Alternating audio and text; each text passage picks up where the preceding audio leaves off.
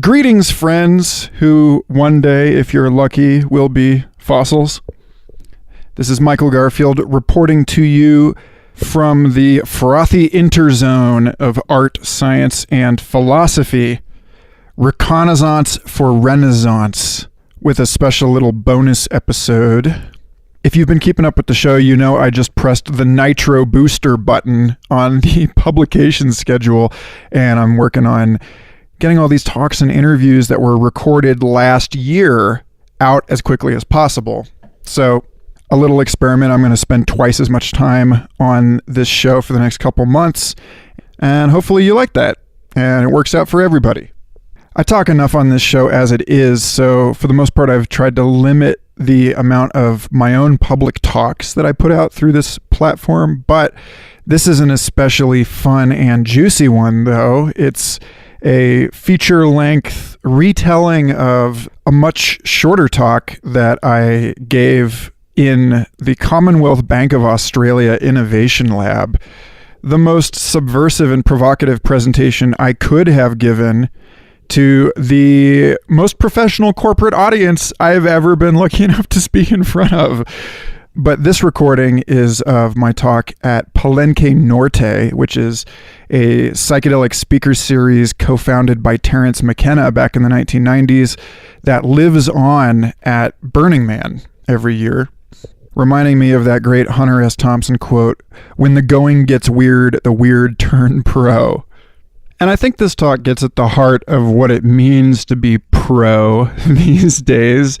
If by pro you mean successfully navigating an increasingly psychedelic landscape of living technologies and programmed flesh, of autonomous corporations running wild on the internet, and human brains linked across wireless networks. Yes, indeed, the workplace is only getting stranger, which I think ought to be evident from the raw and noisy field recording of this talk at Burning Man. You get a real sense for just how cacophonously creative it is out there. Anyway, this is a lot of ideas really fast. I hope you like it. If you have any comments or questions after listening, feel free to join the Facebook discussion group and weigh in there, or email me at futurefossilspodcast@gmail.com. I'd love to hear from you. And I think I'm also going to start doing an occasional listeners' letters section for this show, which should be fun. So thanks to everyone who's been supporting the show on Patreon. It is still my greatest source of income, which remains a daily test of my faith in the value of this work and the promise of the creative lifestyle. And it's awesome to have that kind of direct and intimate creator-audience relationship with the people who resonate with these ideas. Thanks also to everyone who's been leaving these 5-star reviews for the show on iTunes. It's hugely helpful. I greatly appreciate it. Same goes for everyone who's just been sharing this show with your friends.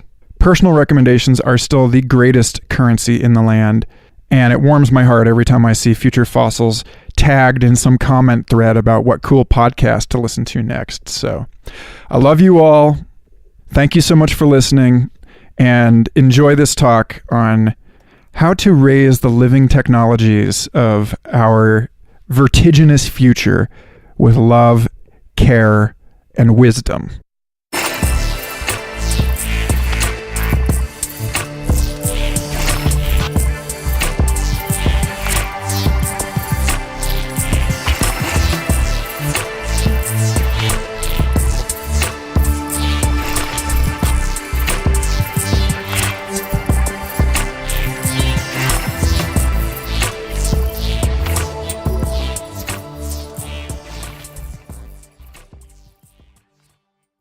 Welcome.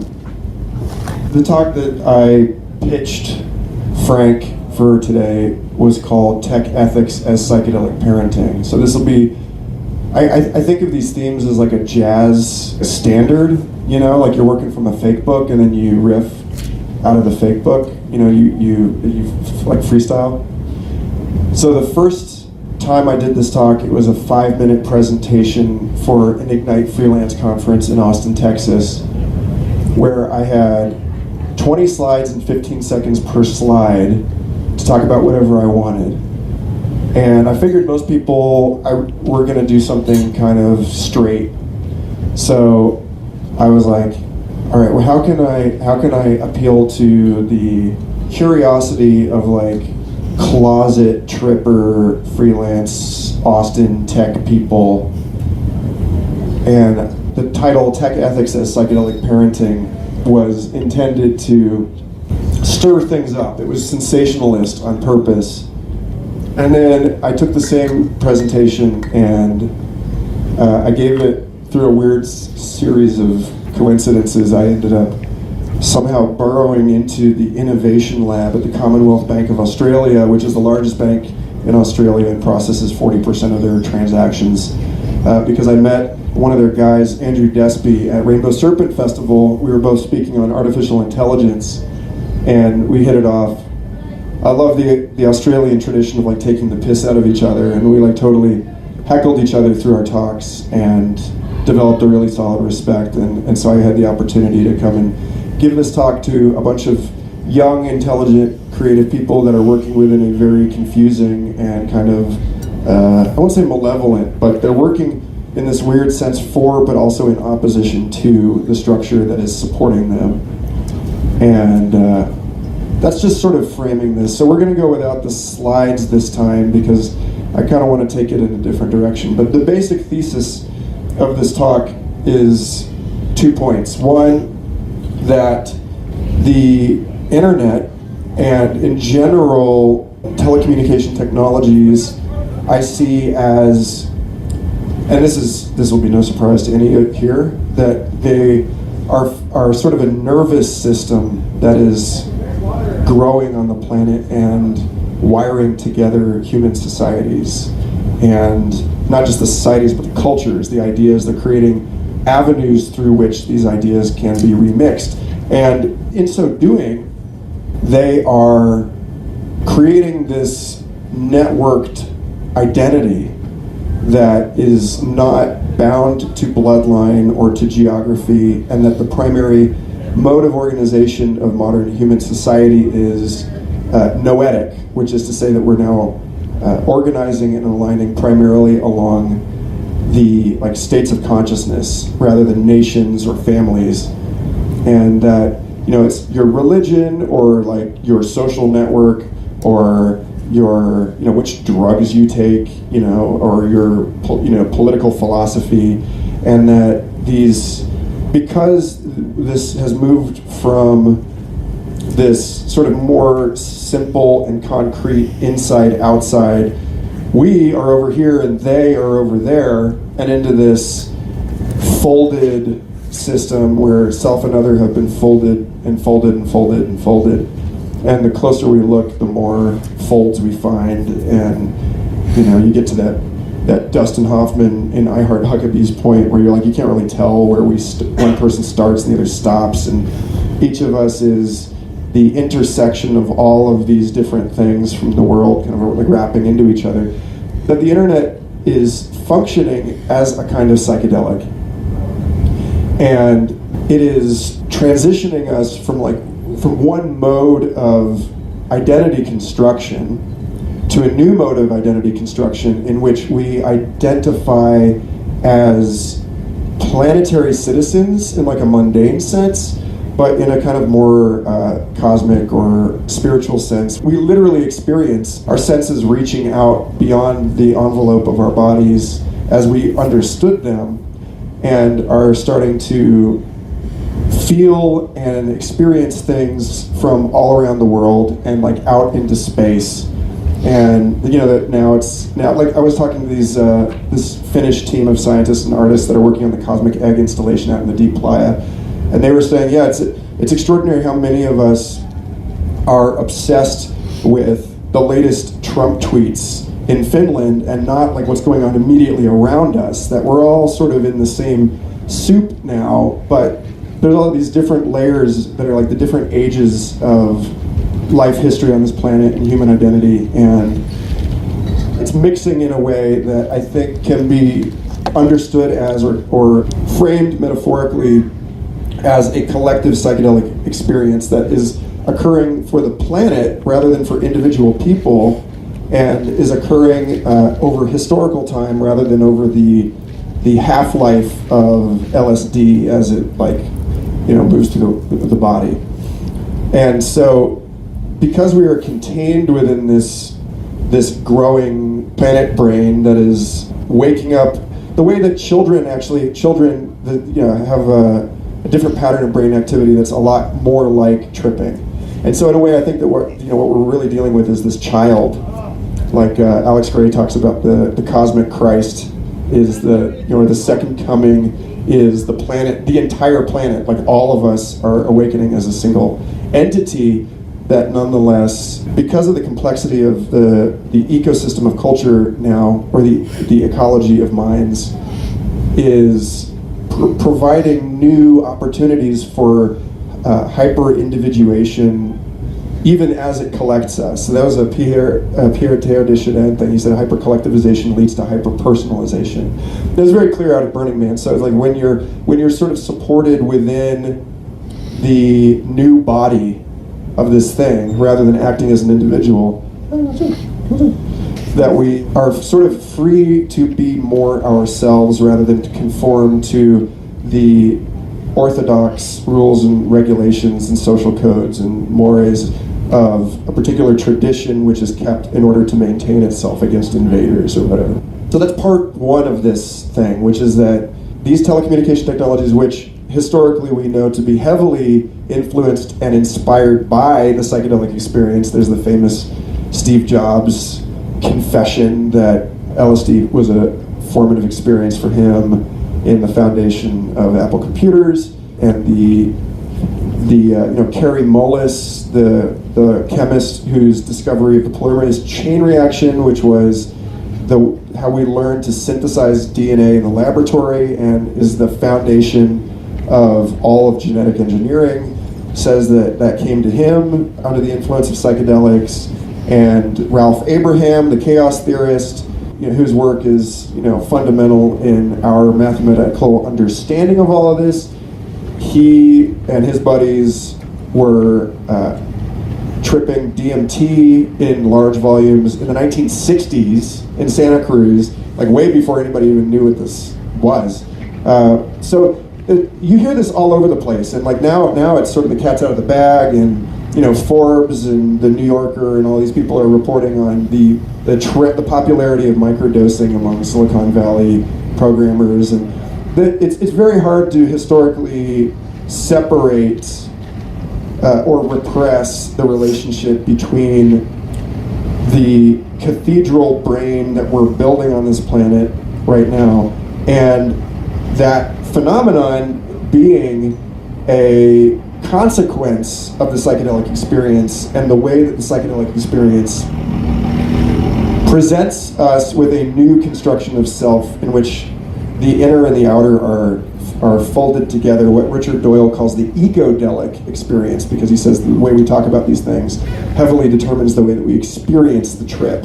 And so he suggests that perhaps better than psychedelic with its loaded cultural connotations, that ecodelic is actually more accurate to an age where people are realizing that they are extensions of the biosphere through ayahuasca and that kind of thing. So, and you look back even further on that, and the relationship between psychedelics and human social organization and human language and the syntax of human beings in society and the syntax of words in human communication are themselves seemingly, and the case is stronger and stronger all the time, that these things actually emerged from the trans-species relationship of plant and animal, and that by emptying ourselves and allowing an agency of non-human intelligence to enter and act through us,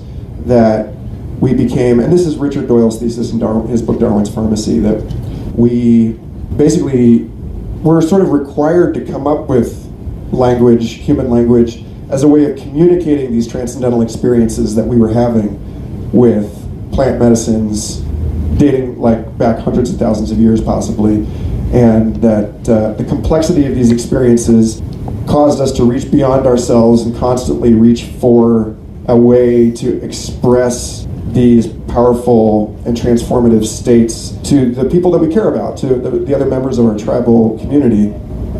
So by taking the plant medicines into ourselves, we have sort of fused with them into a symbiotic relationship where our human consciousness became much more synesthetic and densely interconnected, and our sense of identity became tribal and social and more densely interconnected.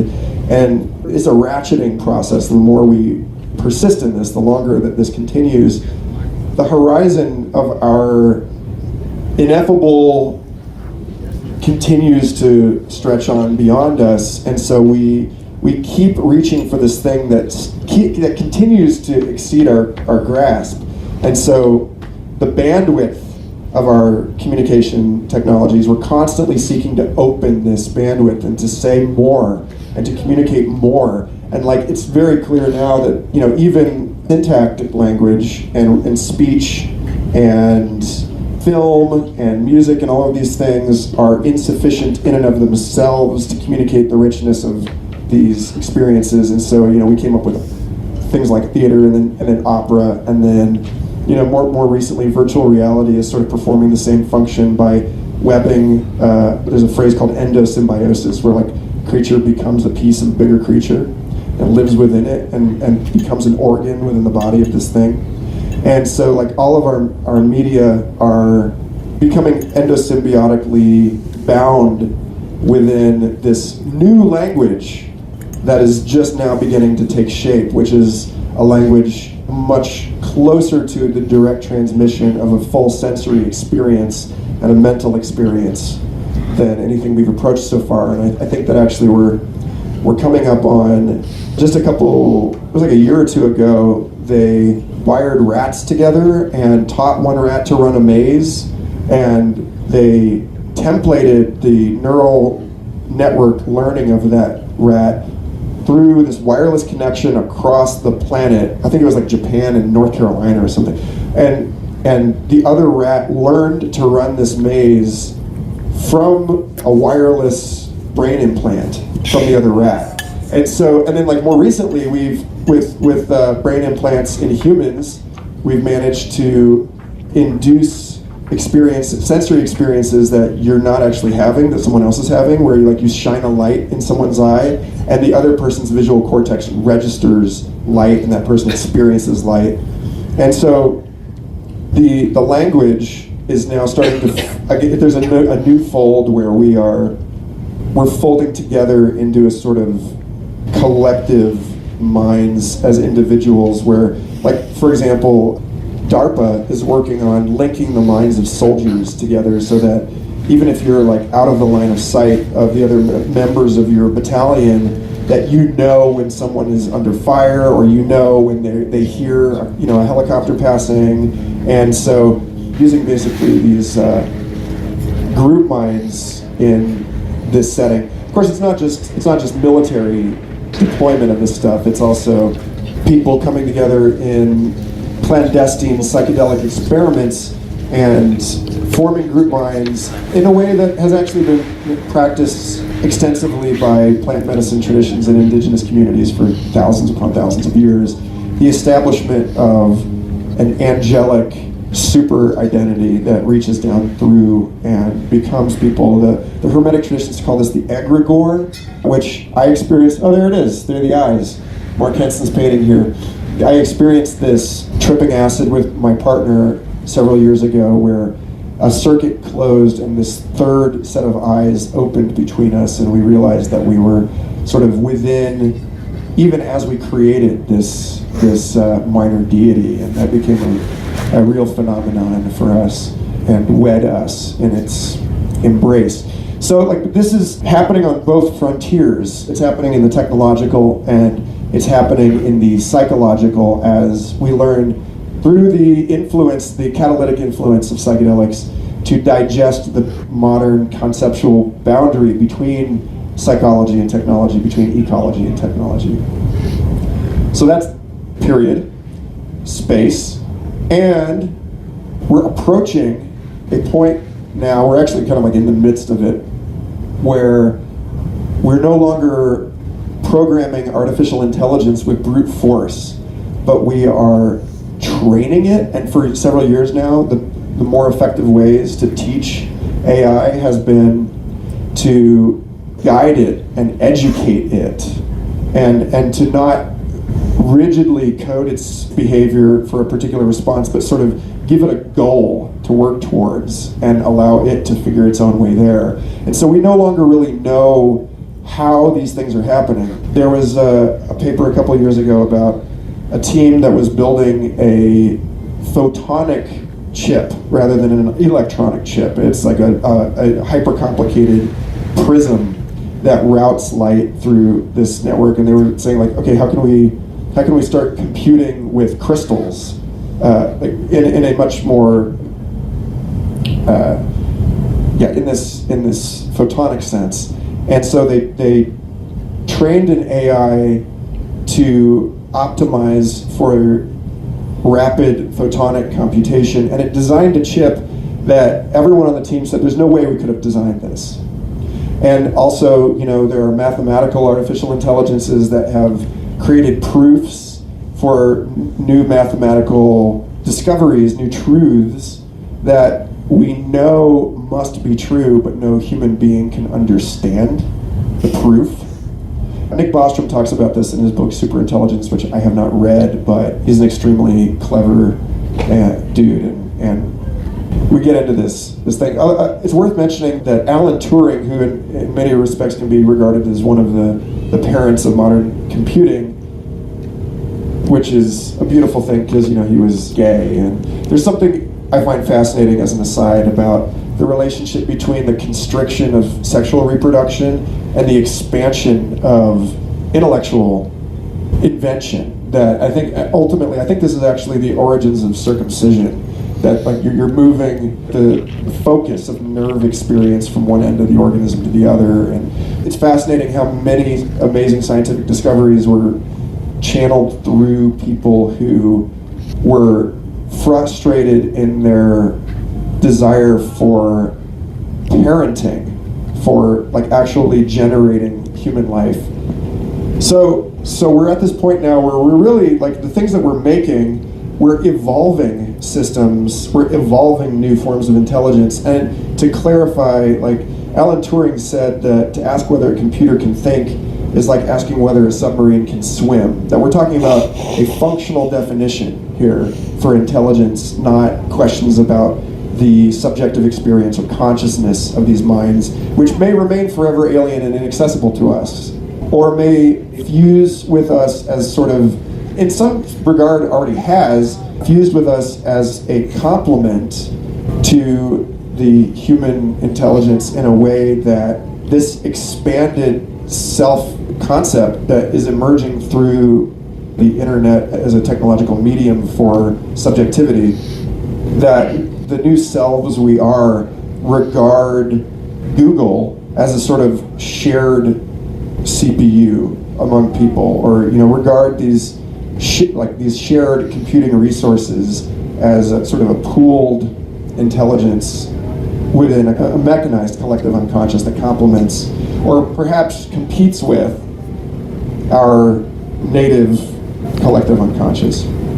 And we're at a point now where we're looking at the technologizing things that we've discovered within systems that we've discovered within life, within living systems, like the CRISPR-Cas9 gene editing tool. It wasn't a tool until a couple of years ago. It was a molecular complex in our cells that would locate and excise viral DNA sequences from the organism's DNA. This is like everywhere in nature.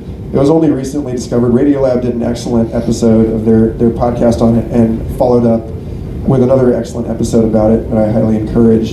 And this notion that like we've discovered this tool that we've found we can program CRISPR to cut and paste gene sequences, and that we're actually at this point now where we're approaching the fruition of this cybernetic metaphor of the human being as a computer, and we're getting to the point where we're actually starting to not just engineer in a sort of like scriptural sense, but to truly code new forms of life, that we're working on entirely artificial genomes using nucleic acids that are not employed by the original life forms on this planet.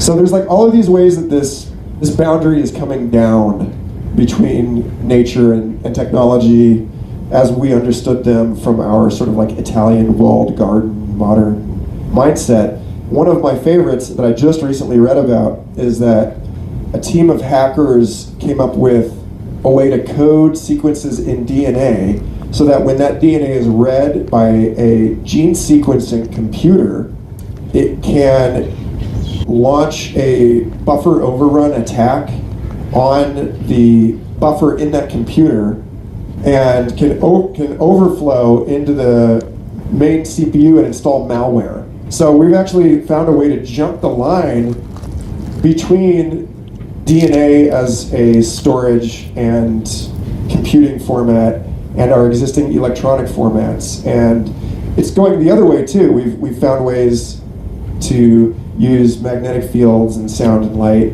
to alter gene expression. My friend David Krantz works at the Aperon Center in Asheville, North Carolina, where he runs an anechoic sound chamber, where it's like a heavily padded room where you hang in like kind of a reclining chair, like with your head directly in the center of the room, equidistant from these speakers, and they're able to focus coherent sound in a way that they're actually able to create specific standing waves in the brain and train the brain into states of consciousness, much more effective than binaural beats, because it's actually a physical activity on the entire person.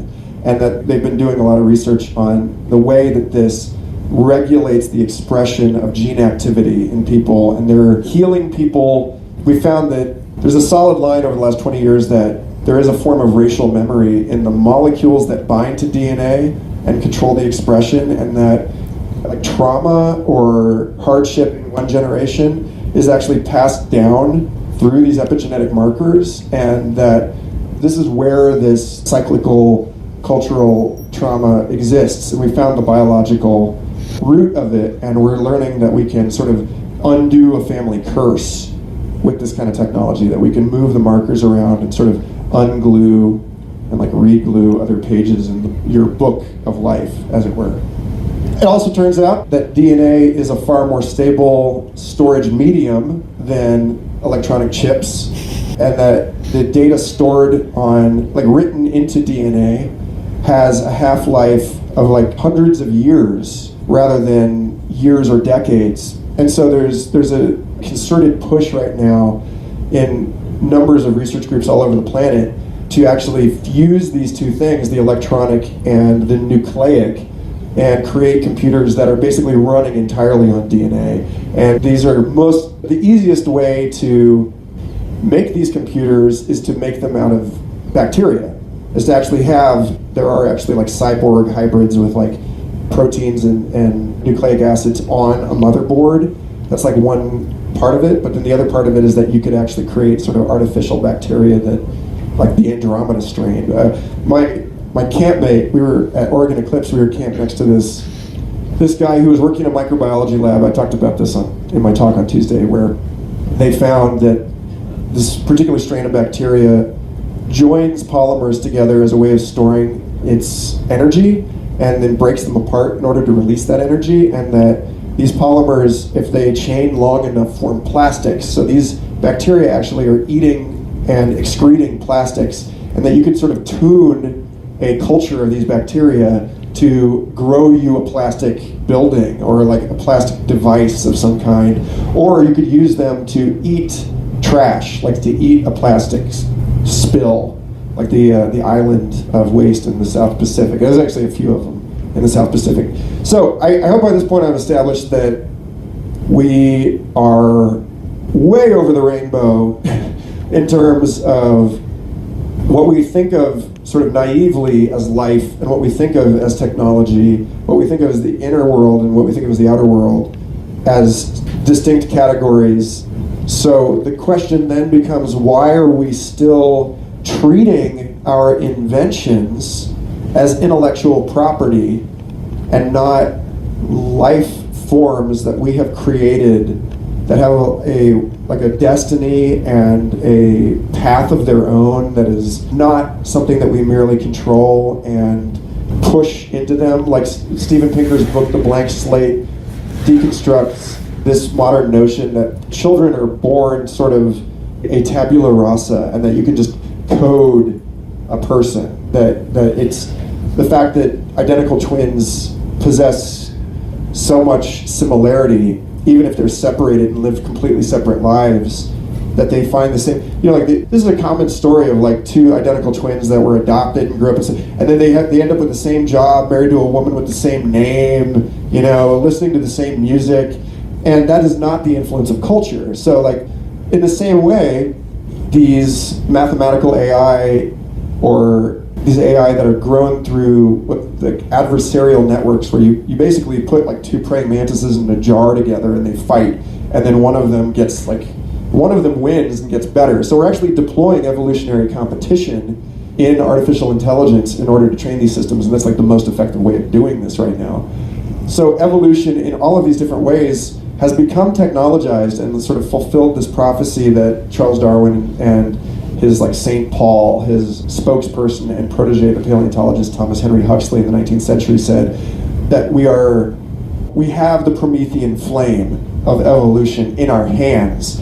And we know this as a culture, which is why this archetype keeps erupting through popular media, like the Alien prequels, Prometheus, where they have the black goo, and the black goo is like the only technology that this super advanced race seems to really use in some sense, and they use it to transform biospheres and create life and destroy things, and it has a will of its own, and so they have this very actually familiar kind of non-dual, the engineers of that film, these sort of godlike beings that film's fictional narrative presents as having created human life, that they sacrifice themselves to the black goo in order to seed a planet with life, and that life and death and their unity are now deployed in evolution as an instrument in order to further the greater evolutionary project, that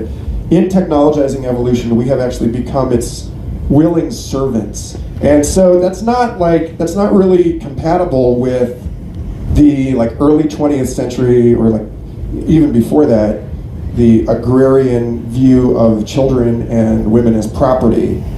This notion that we can bound our land and our holdings, and that everything that emerges through this lineage is sort of my, Solomon and his descendants. It's not that anymore, because Solomon himself is something that the whole planet is doing. He is a focal point for the entire ecology that is expressing itself through him, and through every member of that community. And so I've in thinking about all this stuff, my main concern is that we're going to get burned. We're playing with fire in the most literal and also the most richly mythical sense, that this is the Promethean flame, and it is of the utmost importance that we proceed into our participation in this future with the kind of care and respect and humility that is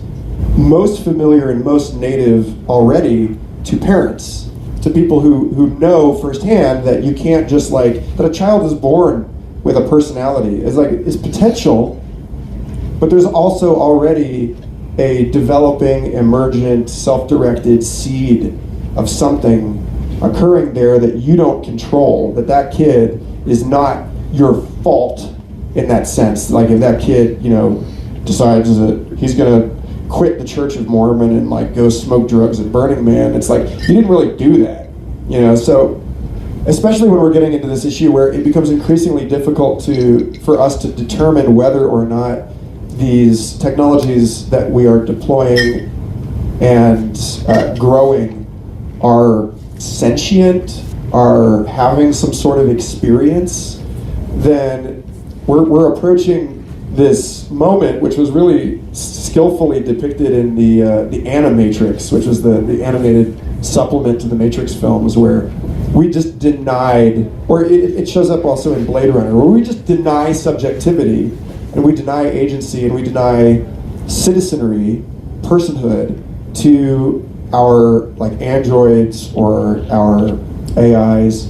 And we've seen how horribly this has gone over and over and over again in the past, when we regard some other race or another gender or another cultural tradition, like up until the 20th century, the British were still depicting in their media the Irish as a race of ape-like subhumans, that we have to be really careful and really aware of the historical precedent for just assuming non-personhood, a mind that is alien to our own mind, or a process that is alien to our own process.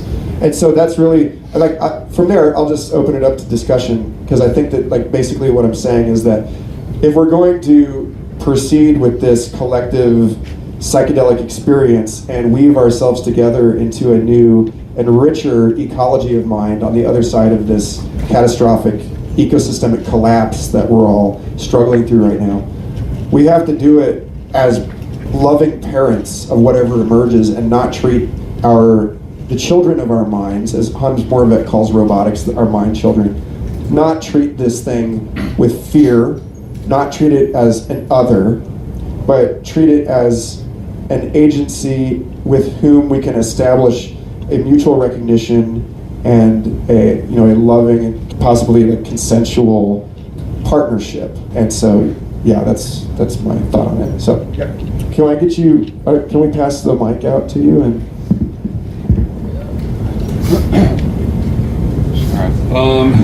two things. I mean, just the very last thing you're talking about. What do you mean in terms of treating it like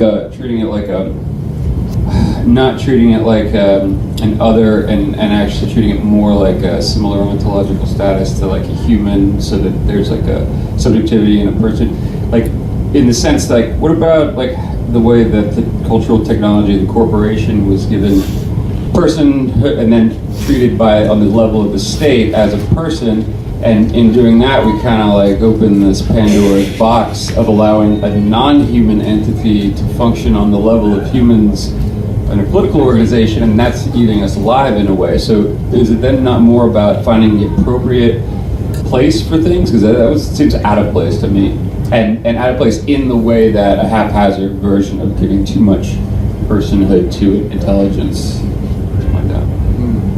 I've thought about this issue of corporate personhood for a while, and the real issue with corporate personhood is that we give corporations the legal protections of personhood, but we do not hold them accountable in the same way that we hold people accountable.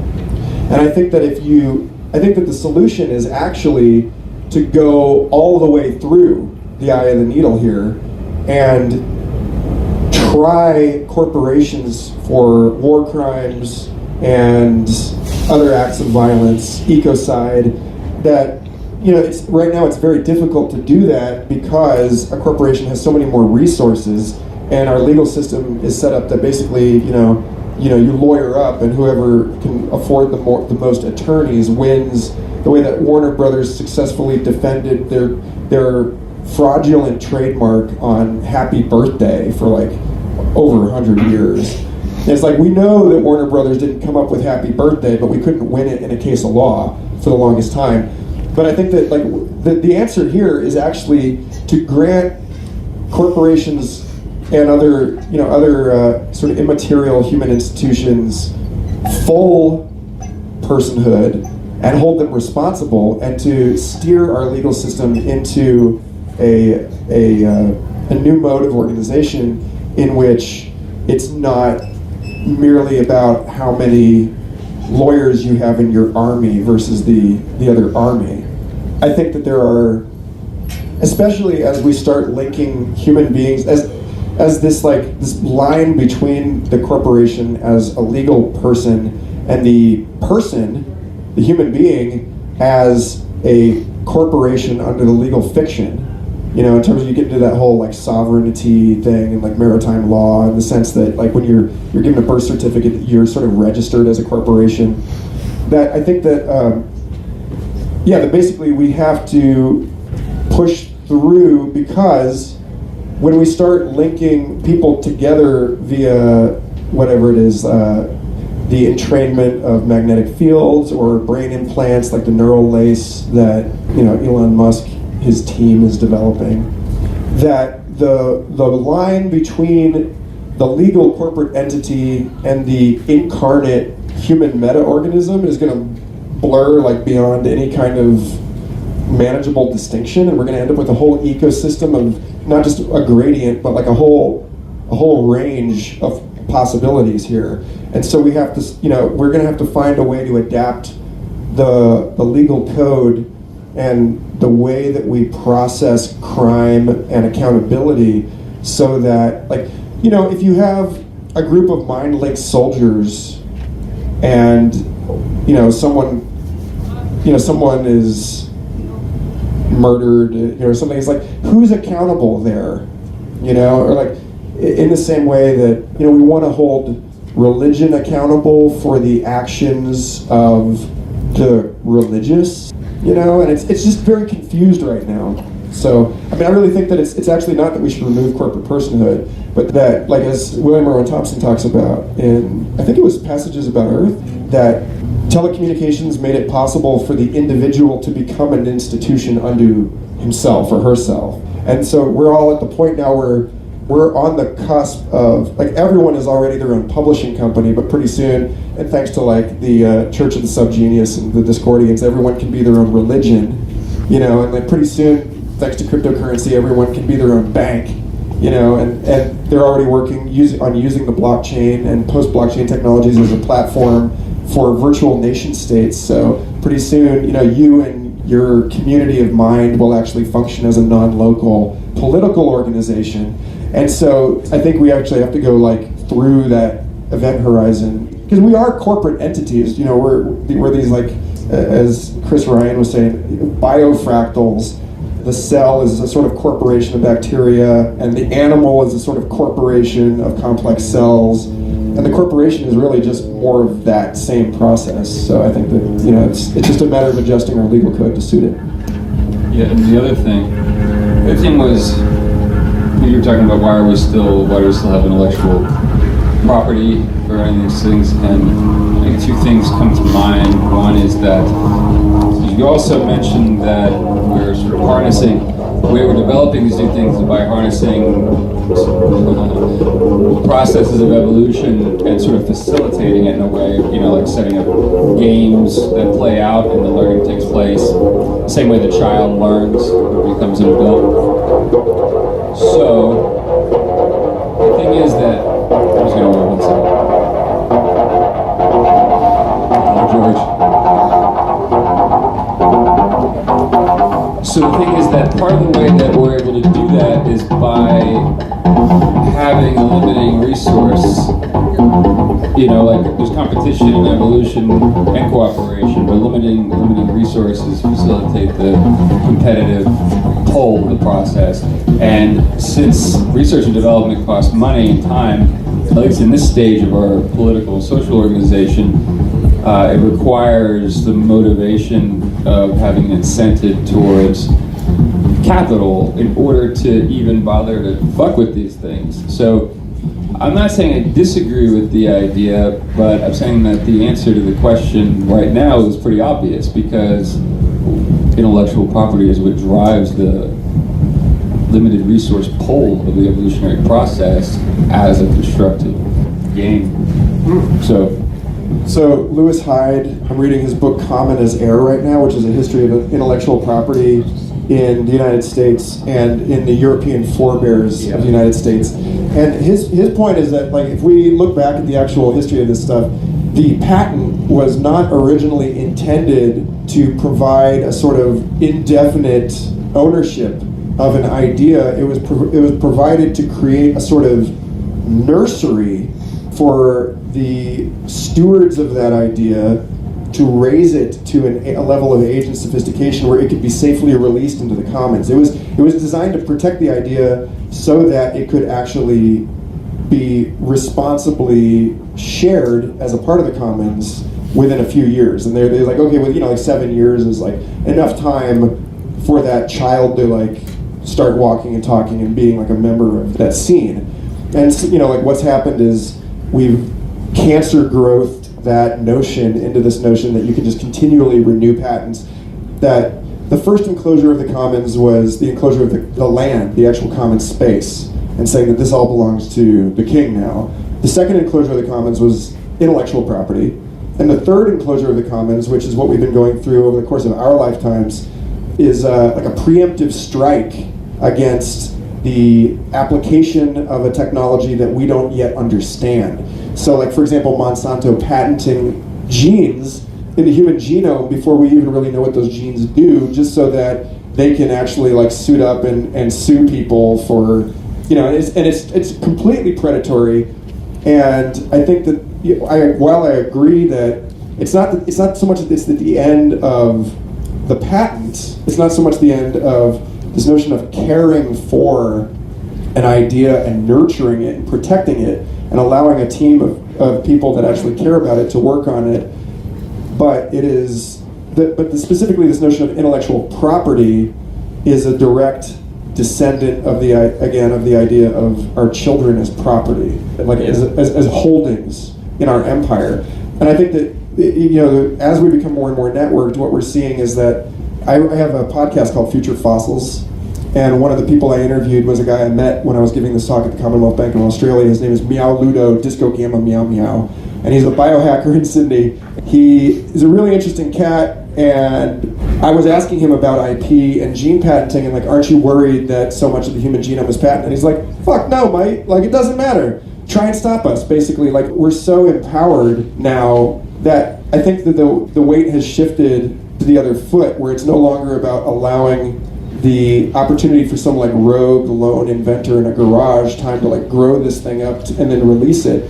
And now it's about how can we properly open source and like basically re-inhabit the village of the cultivation of ideas and technologies, so that we're no longer nuclear families raising our kids behind a white picket fence, but we're a global tribe of inventors and makers that are working together in a process of covalence or like mutual oversight, and we're watching each other to make sure that nobody's like traumatizing that kid or like selling that child into prostitution or child soldier nonsense. That the more we're able to like establish these networks of horizontal oversight, the more that the patent will eventually fade out and be replaced by these sort of provisional and improvisational networks of researchers working on raising the child together.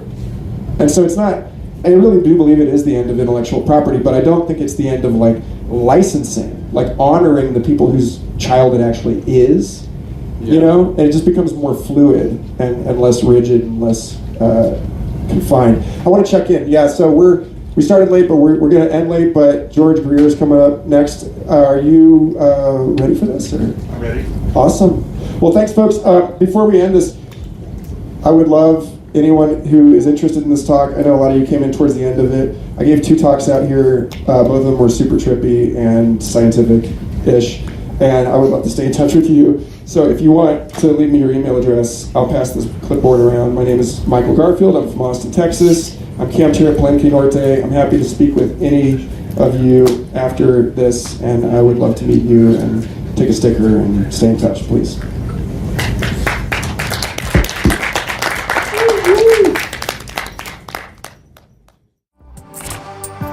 Thanks again for listening. I hope you enjoyed that episode as much as I did. Future Fossils is part of the MindPod network, along with Third Eye Drops, the Astral Hustle, Synchronicity Podcast, and an oodle of other fascinating programs. I encourage you to go to mindpodnetwork.com and subscribe to them all. And stay tuned, because we have some awesome episodes coming up on Future Fossils. But for now, may your now be exquisite, long, and wonderful.